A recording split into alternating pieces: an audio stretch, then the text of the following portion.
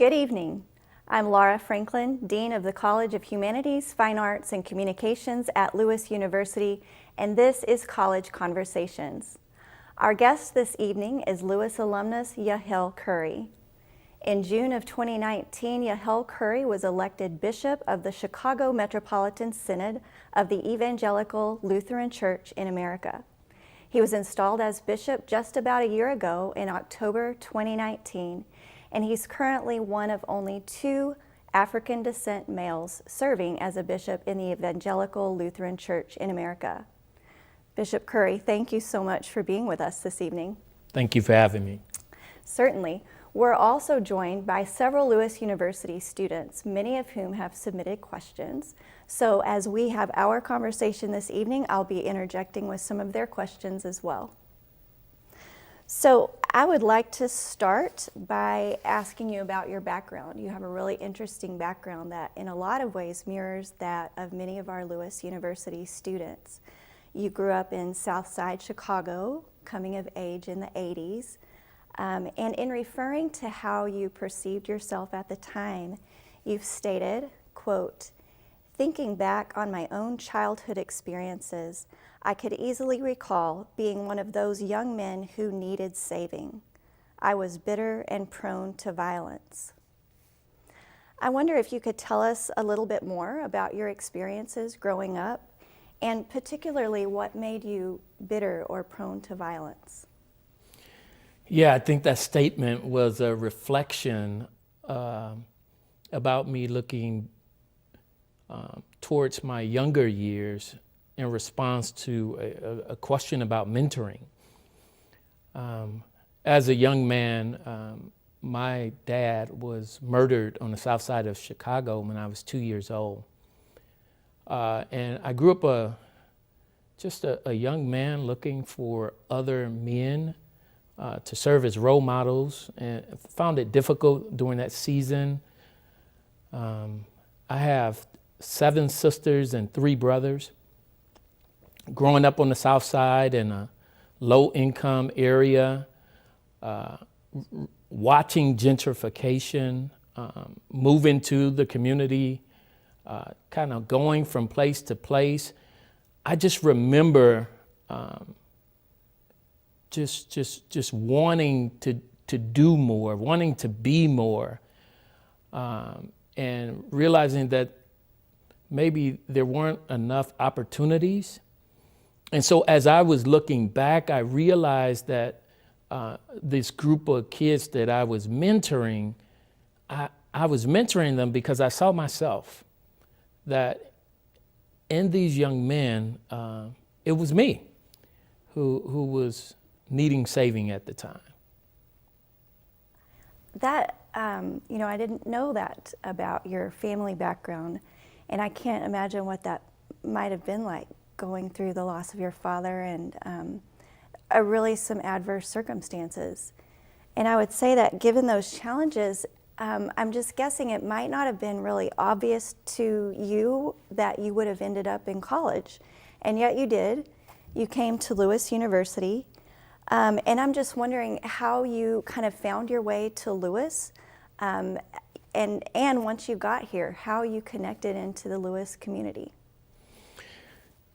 Yeah, like many students, I'm sure there's a larger story that the average person never fully understands when you see them in class or in the cafeteria, walking in the campus.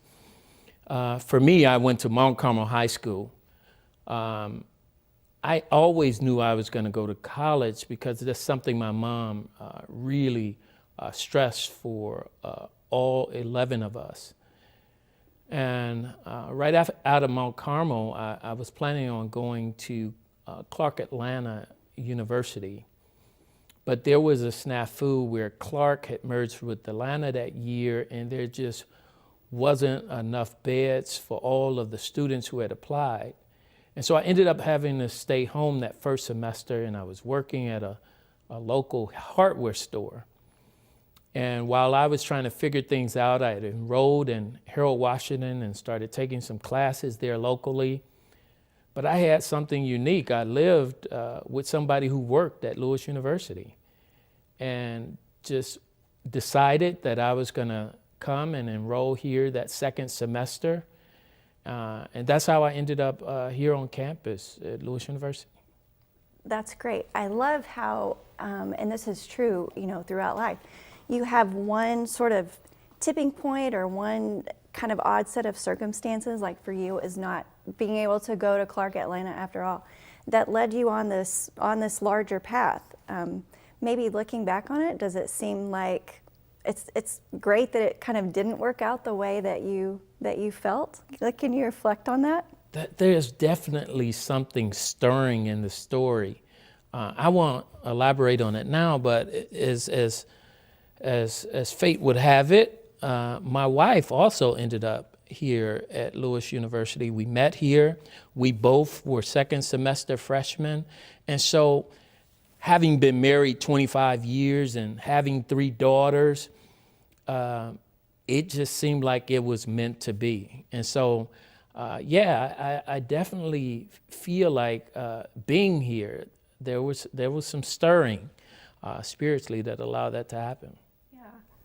So you graduated in 1995, and your major was psychology, but you had a minor in secondary education.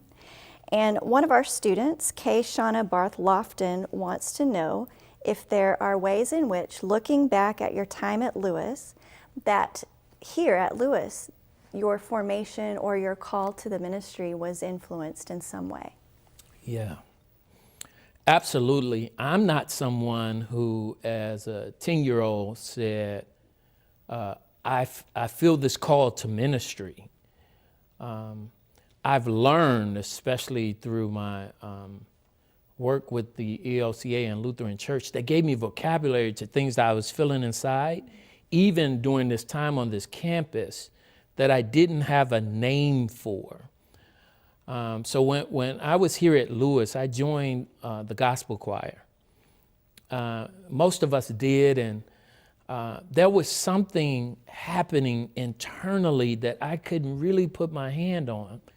But the semester after I joined the gospel choir, I joined a church, the first time on my own, outside of a church that my mother had led me to. And I found myself being compelled to do ministry. I also think that I attended the Koinonia retreat. I'm not sure if it still happens here. I remember wondering if this was a profession that people did full time, like it just felt right. Like, how can you continue to connect and journey with people and uncover these hidden purposes inside? And so to the students, a question, Lewis was very impactful. I did not set out to be a pastor. What ended up happening is someone who I met here at Lewis, he's actually a fraternity brother of mine, called and shared with me that there was a ministry in Chicago, and the name of the ministry was Shekinah Chapel.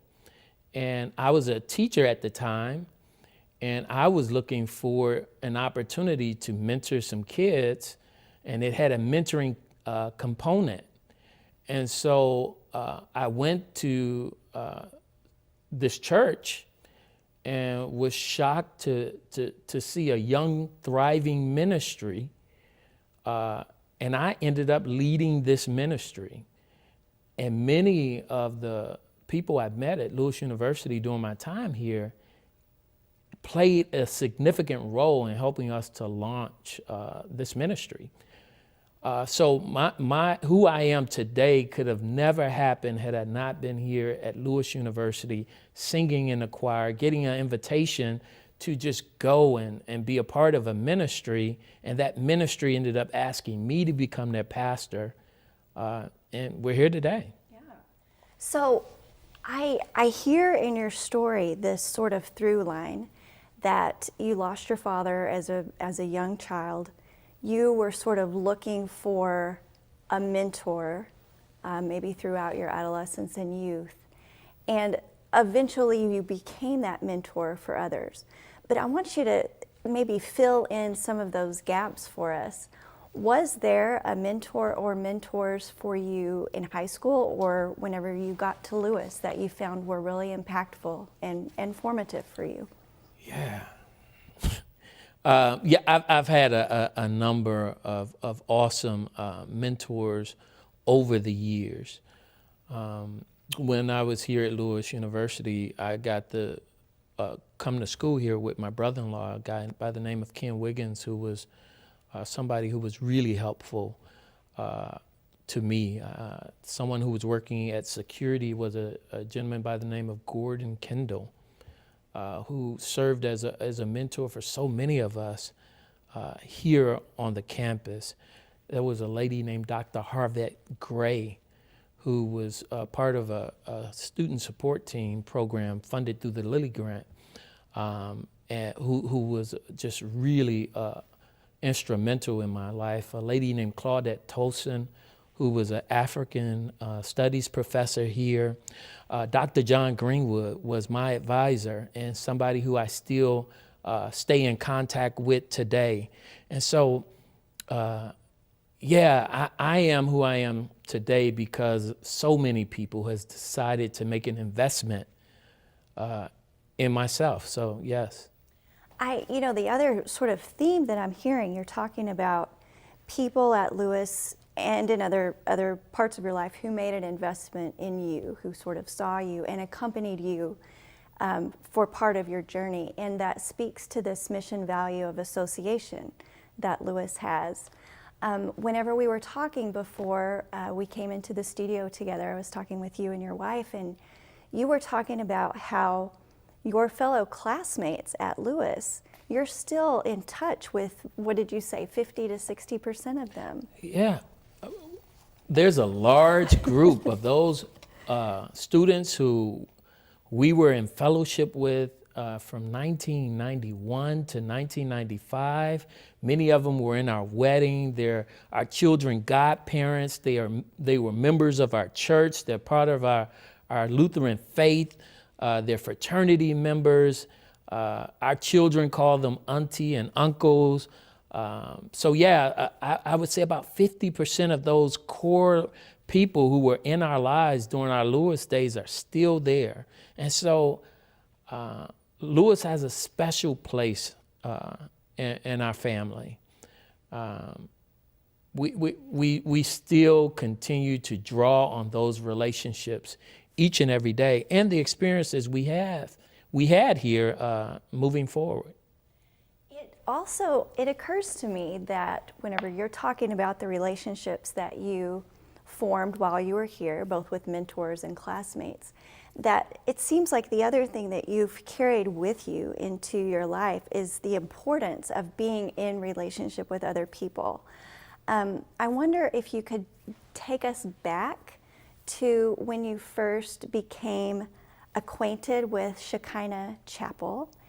And you and I have talked about that it was a ministry, basically, whenever you first became acquainted. So can you take us back to that first a potluck dinner that you were invited to, and how that sort of got you then connected with Shekinah Chapel?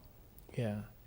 So I learned that there was a camp anchored on the south side of Chicago called Simba, Safe in My Brother's Arms, that was serving as mentors to young African-American males ages 8 to 18. I stumbled into St. Stephen's Lutheran Church on 85th, just off of Cottage Grove, at the invitation of a friend by the name of Kaylin Haynes. And I was going to a worship service, but they also had a potluck afterwards, where they would gather and talk, and I was supposed to learn about this mentoring program. I was blown away. I was blown away to see so many 20-somethings worshiping together, fellowshipping together.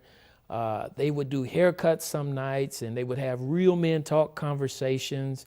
And I remember going home and telling my wife, like, I think I have a church for us, and they meet on Saturdays at 5 o'clock, and My wife was like, Saturdays at 5 o'clock? I was like, yeah. And so we went to the next worship service, and we decided that we wanted to be a part of this ministry. So I was a leader. I was a teacher at Doolittle East Middle School on 35th and Cottage Grove on the south side of Chicago. And I was using the ministry as mentorship for some of my students. And I started leading men's ministry as a result of my involvement with the students in the congregation. Soon this ministry had a change in leadership, and they asked me if I would consider leading them. So I did what anybody would do. I said, no. Absolutely I not. did not understand my calling at this time. I didn't know that thing on the inside that had me moving to mentor young men is what we refer to as a calling, right? So I didn't realize I was being called at that moment. I just thought, no, I'm supposed to help kids. So after 2 years of discerning in a conversation with a person by the name of Bishop Paul Landau, I decided to become what was called a lay mission developer. And that meant that I would help form this church, Shekinah Chapel, to be an official congregation in the Lutheran Church in the ELCA. But in my mind, I thought I could still be myself. I could do this and not give up my career at the time. But boy, was I wrong. Within 2 years, I was in seminary working on a Master's of Divinity degree. In 2009, I was ordained. In 2012, I got a Master's of Divinity degree, and in 2013, that community, which was full of Lewis University alums, became an official congregation of the Metropolitan Chicago Synod.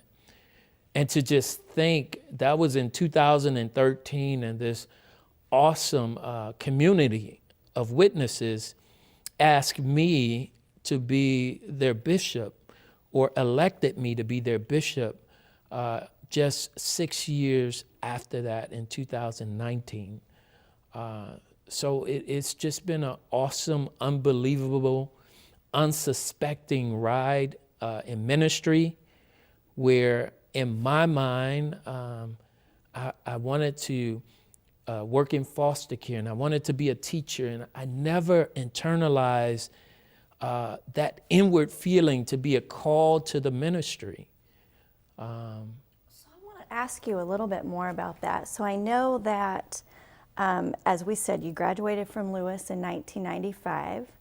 I think I read in your bio that the potluck was in 1996, so you hadn't been out of Lewis very long.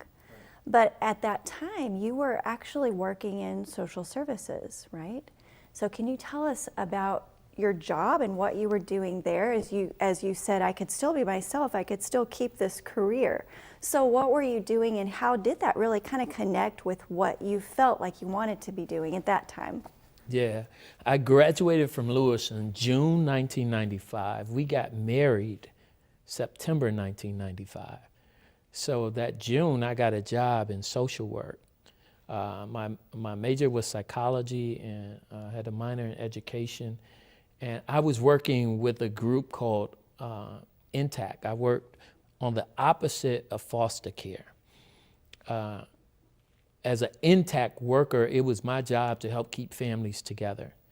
So most of my clients was in housing developments on the south side, where I would go and meet with families and try and find the resources to keep a family together. A call might have come in from the school, could have come in from a neighbor, and there was probable cause that maybe the family needed some intervention services.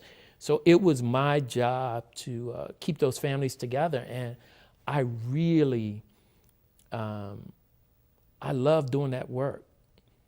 Part of the time when I was doing that work, I learned about a case at Doolittle East Middle School where unfortunately, a kid was dropped off of a building, and through a connection that I had, I learned that one of the assistant principals at that school was someone I knew. And this is what I mean by that internal piece. And so, again, I had a minor in secondary education. I wasn't using my education certification. So I went to the school and said, I'm certified. And this started as a family I was working with that was connected with that previous case. And I started teaching at that school where the little kid family was attending from that unfortunate incident. And I just saw my teaching, looking back, I could say, was even as a ministry then, because I found this mentoring program at that church, at that potluck. And that next summer, I took 21 of those students away to camp as a result of me wandering into that Lutheran congregation. Well, so one story that I read about you that I thought was just fabulous was the story of you walking into that potluck at that Lutheran congregation. And I don't remember now if there was a banner or a sign for Simba, Safe in My Brother's Arms. And you, at that time, you reported thinking, if I can get as many of my students into that camp as possible, that's what I'm going to do. That is so true. My principal was a lady by the name of Lori A. Lennox. I was on fire. I went and met with my principal and I said, I found a way for us to change the lives of some of our students at this school. And she partnered with me and we did fundraising and we were able to have an entire busload of our students from that school heading to camp in Strawberry Point, Iowa was the first year. Was just super duper excited, and we did that for like the next 4 or 5 years together. So wow. Yeah. And I think Simba has a sister organization, right? Safe in My Sister's Arms. And are you still involved in a capacity with Simba or with that organization at all? Yeah, excuse me. So the church, I was speaking about Shekinah Chapel. Most people don't know this, and I've never seen this before. The camp that I'm speaking about founded Shekinah Chapel. So this mentoring program founded the church that I ended up leading. And so because I was leading the church, I also could lead this camp that really changed my perspective on life. And so while I was the pastor, we're working with these boys, but I got 3 daughters. I have a wife, and there's a lot of ladies in the congregation. And one is a former Lewis alum. Her name is Dr. Nashon Mosley, and my wife, LaShonda. The both of them came together to help found SIMSA, Safe in My Sister's Arms. And the same work that we were doing with young men is now being done with young women as well, ages 8 to 18. So the camp still continues. 3 different camps and 3 different states right now. It is the work that I am committed to. My role has changed since I am now Bishop of the Metropolitan Chicago Synod. So the leaders of Shekinah Chapel continues to move that work forward, and the Synod considers itself a partner in that work. That is really, really wonderful. I wanted to pass along a question from a student, and she is wondering what it was like to be a teacher in the 6th grade. You were a 6th grade teacher, right? Right, and I've always thought that middle school teaching is really a true calling, but it sounds like you truly felt called to be a teacher at the middle school. So what was that like? What were those experiences? And then how did that kind of inform your ministry into the future? Amen. 6th grade and 7th grade social studies. I have to be honest, I was teaching in an area where you easily got distracted with the learning based on what was going on in the community. And so I had to quickly shift to become life coach and mentor. And so it was an adjustment, but it was truly, truly valuable. I could tell you that those kids were as bright as any other school. They were very unique, but I learned new vocabulary. You have to remember I had young daughters, and I learned a new vernacular that I could go home and practice with my children. But I found myself learning as much from the children as I was prepared to teach. I found my assumptions that I brought into the school environment in some cases to be unfounded. And so I think during that season of my life is when I learned a term that my mother called co-learning, which is be prepared for the teacher to become the student and the student to become the teacher. And that's really something I've taken with me in ministry, that as much as I have to give, there's something I'm learning. Those students taught me a lot, and I've benefited greatly from it.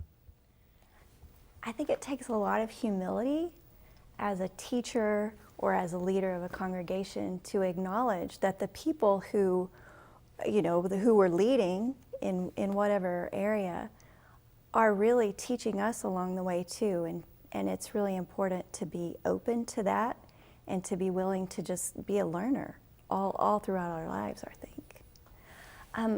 I want to just call out for a minute. So you started in 2007 as the lay mission developer of Shekinah Chapel. And you were ordained in 2009, as you said, and received your Master's of Divinity in 2012. But I just want to bracket that for a minute, because in 1995, you graduated with degrees in psychology and secondary education. You'd been out of school for a while. You'd been working in sort of different areas, social services and middle school. So your path is clearly not exactly a linear path, right? We might say. Exactly. So we work with a lot of undergraduates here at Lewis, and they have majors and they'll hopefully get a degree, but even then, many of them really aren't sure kind of what they want to be when they grow up. And in Catholic education, we talk a lot about the concept of vocation, which is sort of a call to a purpose. But I see these young men and women, walking around asking themselves, what is my purpose? What is it that I'm supposed to do?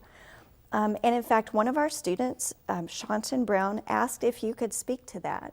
So I want to ask you kind of what were your touchstone moments, and how did you really know that you were being called to the ministry? So you started talking about education.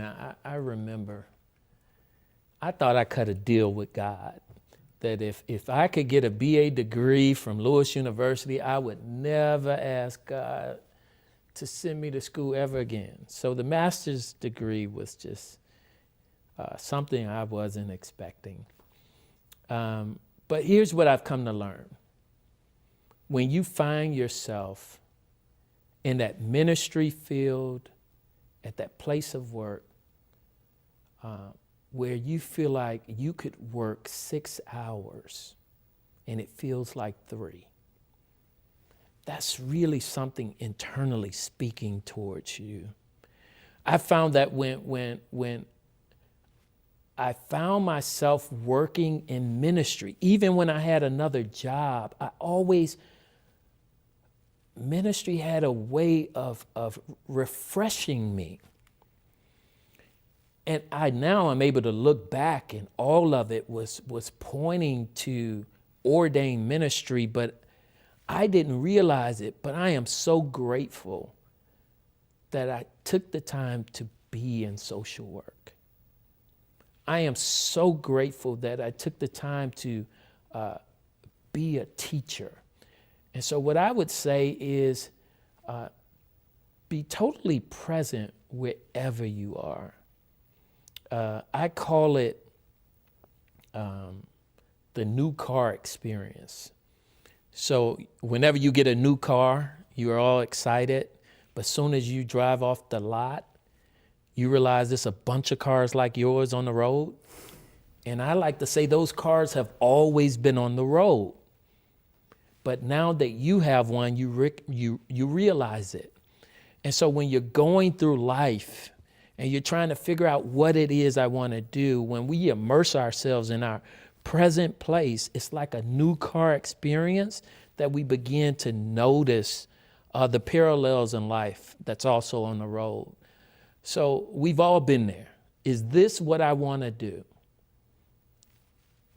Simply be present wherever you are and look for those moments, those opportunities that gives life back to you, those things that you'll find yourself spending a large amount of time doing, but it doesn't feel as long. It doesn't take as much away. It doesn't sap as much energy. Those are areas that we should pay attention to. So I have to ask you, we are living in a society of now and immediate gratification and 100 and whatever character tweets and really, really short 2-minute videos.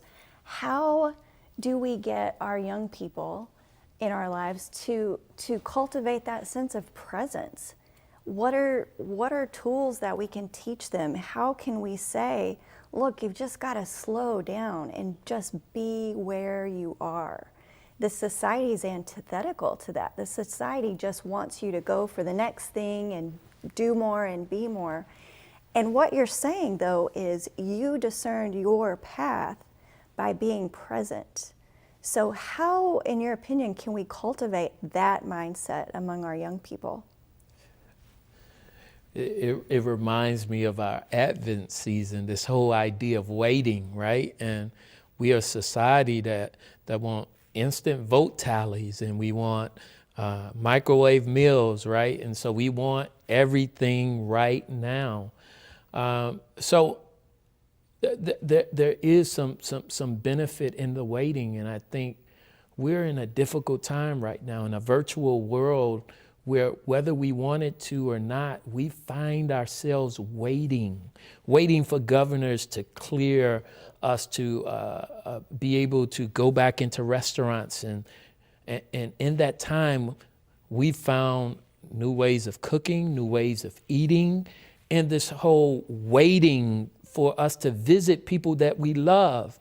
We found that there's another level of intimacy that can be about writing a card or sending an email or actually talking to someone on the phone and speaking to them.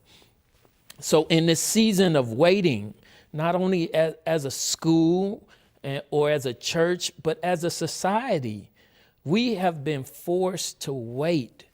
And I believe that underneath the surface, there is something stirring that is for our good. In this waiting, we have learned some things. I can just speak about myself. This waiting period has allowed me to learn the office of bishop. I like to be out doing and preaching every week, but the times won't allow it. So I've had to wait. And in that waiting, I've become more of an administrator than I ever bargained to be. But as a result, I know a little bit more about the people I serve. I know a little bit more about the congregations. I know a little bit more about the conferences. And I guess I know a little bit more about myself. And so this is the ideal moment in this waiting where instant fast can't help us. Because if what we're hearing on the reports are true, this next season of life is going to take some time with finding a cure and how we're going to be able to be together. So it's not easy, but I think we got to do it. You approach this moment, this very difficult pandemic moment, with such a sense of grace and acceptance that we really can't do anything about this right now. And what we must do is be humble enough to admit that, and also to approach this moment with patience and with openness to what this moment has to teach us. So thank you for reminding us that that's exactly what we are all being asked to do right now, is just wait. I love your description, though, of how you have used this time. So it's not like you're just waiting for things to happen to you. It sounds like you've also really engaged in this moment in a way that has really enlivened your own sort of new ministry now as a bishop. Before we started, you and I were talking about how different it is to be a bishop than to be a pastor. And you also mentioned that being a pastor now in this pandemic moment is just so challenging. Can you talk more about that difference? What's your life now as a bishop versus when you were a pastor? And how are you really supporting those people, those pastors who are working in the Synod? Yeah. I've always been able to lead with my gift in the communities I serve. If that's a oratorical gift, I'm able to preach and speak. Mine is more interpersonal, to have conversation. It's leadership development. When you're leading, the Metro Chicago Synod has 170 congregations. We're in Cook County, DuPage County, Lake County, and Kane County. About 70,000 baptized members are in our Synod. It's more of an administrative. And so you're not necessarily leading with your gift. And that's the big difference, the big change, the big adjustment. It's what I had to go through that mourning phase with that. So my hat goes off to every pastor, because I never had to pastor during the pandemic. My hat goes off to students. I never had to be a student during the pandemic. I never had to wrestle with being in person one moment and virtual the next. And so again, we talked about this co-learning earlier. Those pastors are teaching me. Those students today are teaching me. And so I saw the cars in the lot when I came on campus today, and everything we're doing is in a socially distanced way, even this interview. And I'm just amazed at how the students have had to adjust, and faculty and staff and everyone else.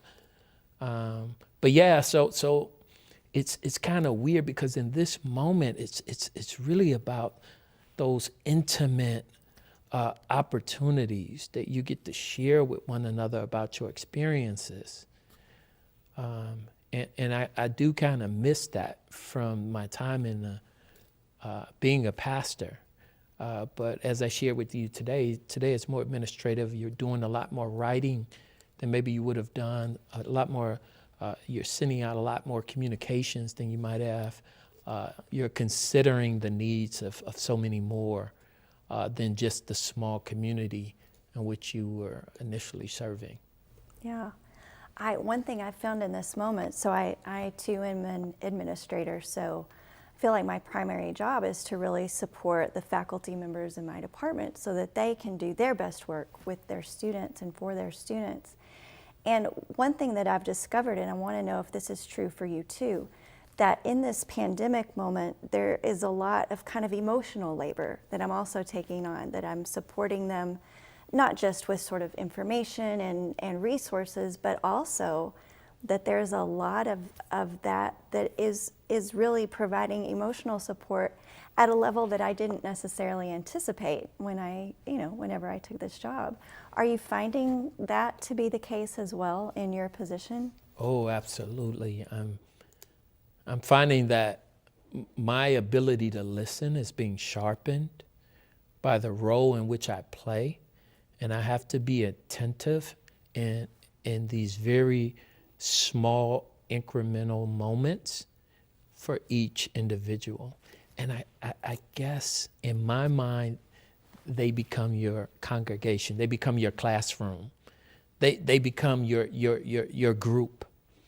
And so that is a way that I feel like there can be that gift exchange. Yeah, you talked again just in your answer about being present, right?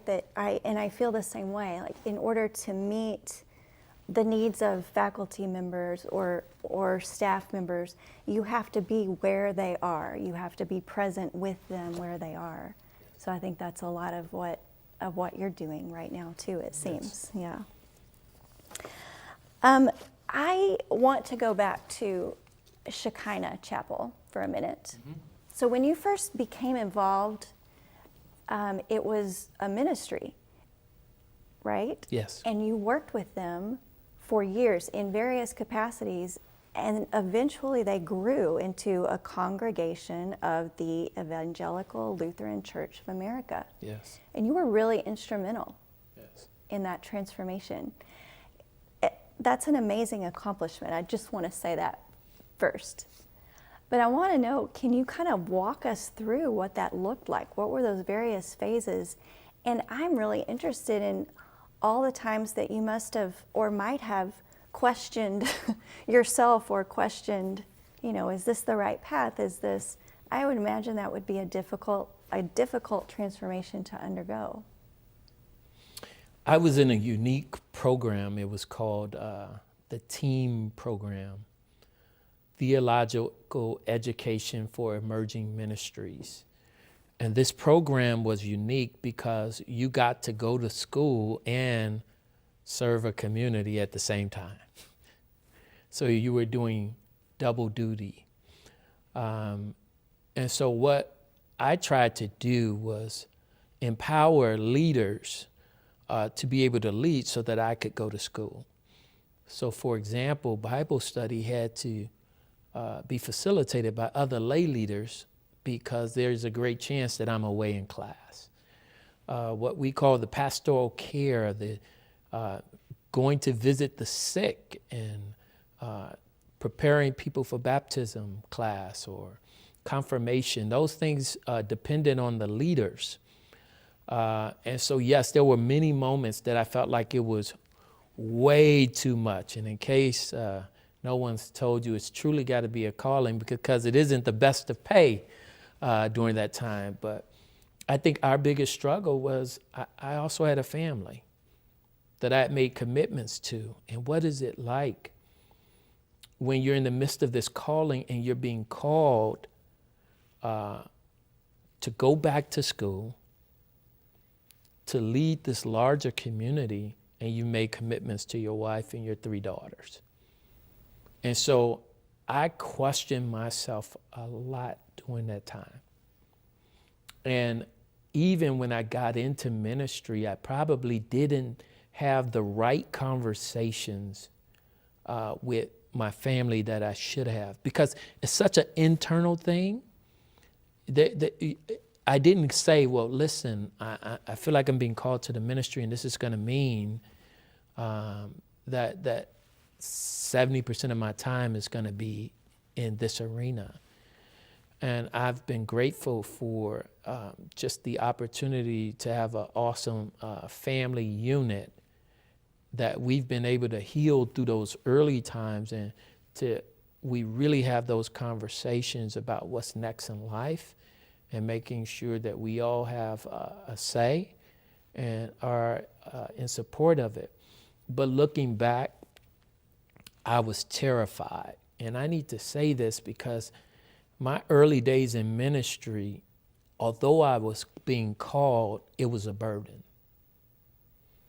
I don't know if you've ever been in a situation where you know what you're supposed to do, but you like the old you. You like the life you had. And so that initial yes was very problematic internally for me. Because the people who were my friends, I'm now their pastor. My siblings, I'm now their pastor. I had to come to the realization that whenever a family member transpired or died, that I was going to have to do that eulogy. And so in the early part, my yes was a burden. I wasn't somebody who was jumping up and down and saying, yes, I'm called to be a pastor. I knew it was what I was being called to do. But it was a difficult stretch.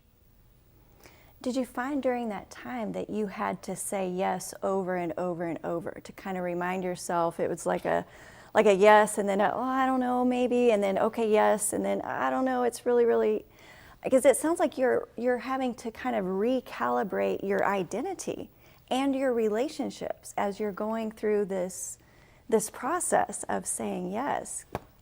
The yeses after the first one got easier. It was like, once I took that first step, a step that I didn't want to take, those other yeses became easier because there was a more broader scope.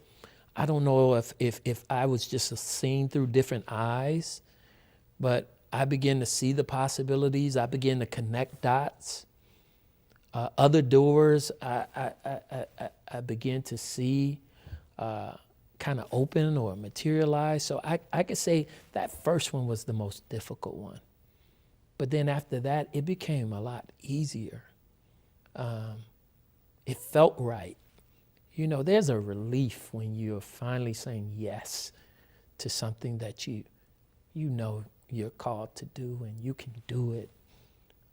So I didn't have to keep saying yes to remind myself, but it just got a little bit easier every time after that. How consequential was it for you to have sort of this built-in support group in the team, I guess, and also your built-in support group at home in your wife, LaShonda, who's here in the studio with us, and your 3 daughters? You know, I think it might have been difficult, but how hard would it have been without those supports? It would have been extremely difficult. You're reminding me that in the early days of the Shekinah Chapel ministry, my wife was the real worker out front way before me. She was leading women's ministry. She was a treasurer. She was doing so many of the elements of ministry before I was ever leading in the men's ministry. And so this has always been a package deal for us, ministry, which is probably one of the other weird transitions for us, is that we're typically not in the same worship space, worshiping each and every week in the community in which we were able to kind of watch others grow in. We are no longer in that space. And so it's a weird transitional point, but we could have never gotten this far had we not supported one another, our children. That organization, SIMSA, you talked about, all 3 of them are counselors with SIMSA. All 3 of them went through the camp. Now they're leaders in the camp. So we do need the support of others. I also need to say, and it's weird to try and call the roll, but there's like some significant Lewis alums who served as our team to build that church. Kaylin Haynes and Sheldon Sherman, and I mean, Tiffany Say, Nikita Berry, Nashawn Mosley. I mean, we just had so many Lewis University alums. Keisha Smith. I mean, there were people who we met here that when they found that there was a ministry happening, they just flocked to it. And so not only did I have that team program that I was in, and not only did I have my team at home, but the friends who I met here were really responsible with helping grow the ministry just outside of Chicago in Riverdale. That's an amazing story, an amazing testament to those relationships that you formed here at Lewis. Thank you. I want to transition to the present moment. Mm-hmm. We're in 2020, which has been a really challenging year. We're in the middle of a pandemic that has disproportionately affected Black and brown people. And as if that weren't bad enough, Memorial Day weekend, the murder of George Floyd, that event, that video is just still shocking and really emotional for most of us. I read a letter that you wrote shortly after, sort of in response to that event. And you described in the letter that you replayed the video, quote, looking for some sort of resurrection.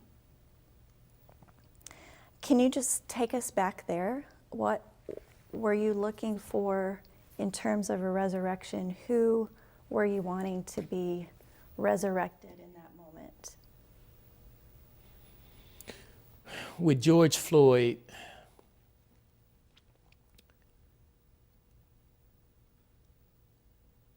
I saw something on Facebook from a mentor bishop of mine, Bishop Pat Davenport, that said the word she wrote was, "and I cried." And so I looked at the video initially, and after a couple minutes, I turned it off. But I knew I needed to go back, and when I went back to look at the entire video, I was hoping that it didn't end the way it ended. I was hoping that there would be something at the end that would resurrect what I was feeling. What I was feeling about the times we live in, what I was feeling about our country, what I was feeling about Black men. And as I gazed at the image, I began to see myself. I began to see my brothers, my nephews.